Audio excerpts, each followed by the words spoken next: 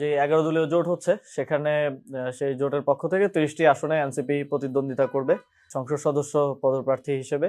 আর বাকি 270টি আসনেও আমরা আমাদের কর্মসূচি রাখবো এবং 270টি আসনে আমাদের যে সাংগঠনিক ভাবে যারা আছেন এনসিপির সবাই জোটের পক্ষ থেকে যে প্রার্থী থাকবে, জোটের অন্যান্য দলের পক্ষ থেকে সেই প্রার্থীর পক্ষেই প্রচারণা করবেন, 11 দলীয় জোটের জন্য ভোট চাইবেন। এবং পাশাপাশি আমরা আমাদের বাকি 270 আসনেও চিন্তা করেছি যে আমরা গণভোটের প্রার্থী দিব, এটা আমাদের পক্ষ থেকে, অফিসিয়াল কিছু না, আনঅফিসিয়ালি।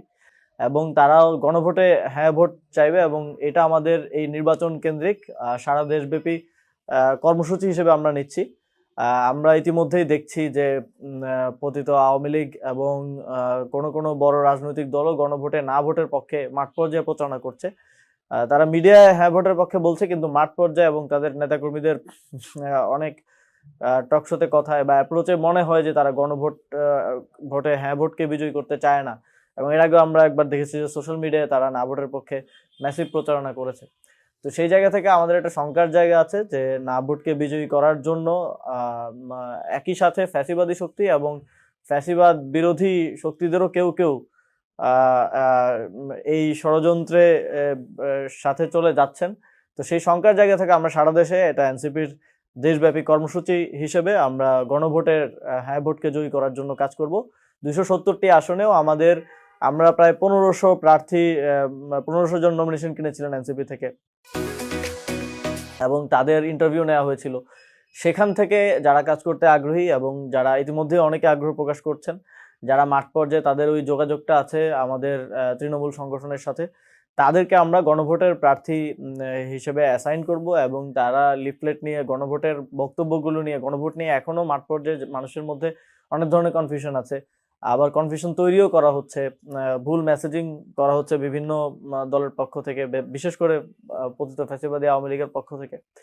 তো মানুষকে গণভোটটা বোঝানো, সংস্কারটা বোঝানো, কেন এটা প্রয়োজন সেটা বোঝানো এবং গণভোটে হ্যাঁ ভোট দেওয়ার জন্য কেন্দ্র পর্যন্ত নিয়ে আসার জন্য আমাদের গণভোটের প্রার্থীরা 270 আসনে কাজ করবে। ফলে 300 আসনে আমাদের রাজনৈতিক এবং নির্বাচনী কর্মসূচি থাকছে। অবশ্যই আমরা 125 জনকে ঘোষিতভাবে মনোনয়ন দেওয়া হয়েছিল এনসিপির পক্ষ থেকে এবং 300 আসনেই প্রায় 1500 জনের মতো নমিনেশন ফর্ম কিনেছেন এবং তারা ইন্টারভিউ দিয়েছেন। এবং সেখানেও আমরা প্রায় 300 আসনে আমরা প্রত্যেকটা আসনে আমরা দেখেছি যে আমাদের যোগ্য 2-3 জন 4-5 জন করে প্রার্থী আছেন, সেখান থেকে চুজ করতে আমাদের কষ্ট হচ্ছিল। এবং আমাদের প্রার্থীরা দীর্ঘদিন, গত প্রায় 1 থেকে 1.5 বছর তাদের নিজ নিজ এলাকায় আসনে কাজ করেছেন এবং তৃণমূলের সাথে সম্পর্ক করেছেন, ভোটারদের কাছে গিয়েছেন।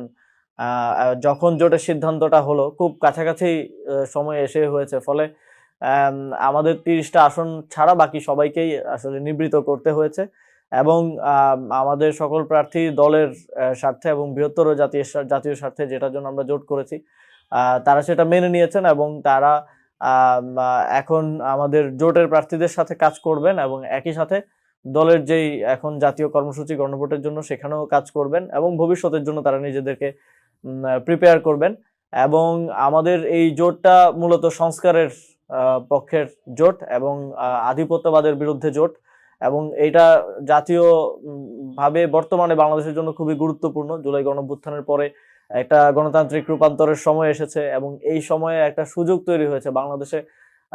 আগে আমরা সব সময় শুনতাম যে একটা রেটরিক ছিল যে বিএনপির 30% ভোট, আওয়ামী লীগের 30% ভোট এবং জামাতের 10% ভোট, এভাবে একটা ভাগাভাগির ভোটের ইয়ে ছিল। কিন্তু এবার কিন্তু কেউ বলতে পারছে না যে আসলে কার কত পার্সেন্ট ভোট। বা এবার আমরা যত সার্ভেও দেখছি যে 50%-এর বেশি আমরা দেখছি যে সুইং ভোট, যারা এখনো সিদ্ধান্ত নেননি বা সিদ্ধান্ত নিবেন যে আসলে কাকে ভোট দিবেন, প্রার্থী দেখে সিদ্ধান্ত নিবেন। এবং মানুষ 3টা নির্বাচনের পরে এবার সত্যি